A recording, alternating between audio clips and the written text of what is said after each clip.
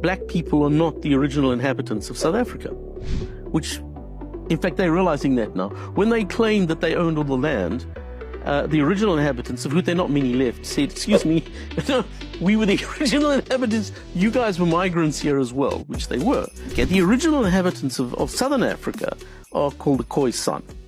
In the west, the Bushmen are Khoisan. Hottentots are Khoisan. But you can't use those words anymore, you now have to call them Khoisan, okay? All right, now, and they were the inhabitants of the whole of southern Africa. So the whole of South Africa, at one stage, were Khoisan. The black people originated in what is now Cameroon. That's where they... Hold on, Khoisan aren't black? No. What are they? They're a completely separate ethnicity all on their own. In fact, if you look at them, they're kind of yellowy. They're a light brown yellow color, right. But they look more Asian than African. They do not consider themselves African. Interesting. When the white guys arrive in Cape Town, so 1652 is when Dutch guys arrived there. At that stage, you could have divided South Africa almost exactly 50-50, what's now South Africa.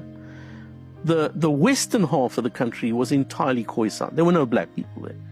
None at all. Only Khoisan. So where Cape Town is, all that area, Khoisan people.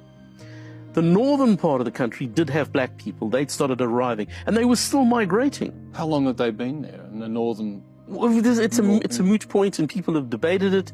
It would seem that black people had probably started arriving in the northern parts of South Africa maybe 1,000 years, something like that, about 1,000 years before whites got there, right up in the north, okay? And they've been slowly moving south because it's an empty space. I mean, one of the things about Africa is it's very empty. Up until the 1950s, Africa was very empty. It's the population exploded because white colonists, the naughty white colonists, put hospitals there, and there's been this huge population explosion since the 1950s. But Africa was really very empty up until then.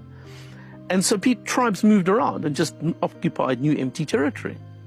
So the guys coming down from the north, who called the Bantus, it's called the Bantu expansions when black people came out of the Cameroons, they'd been occupying South Africa and moving systematically south, down the east coast of South Africa. They were pastoralists, am I right? Yeah, they were pastoralists, yeah.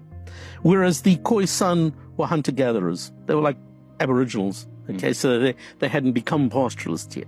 The black guys are migrating down from the north and settling, doing exactly what white guys are doing. So white guys, the Dutch guys from Cape Town, were settling by moving westwards, eastwards. So the white guys are moving from Cape Town eastwards, and the black guys are moving down from the north.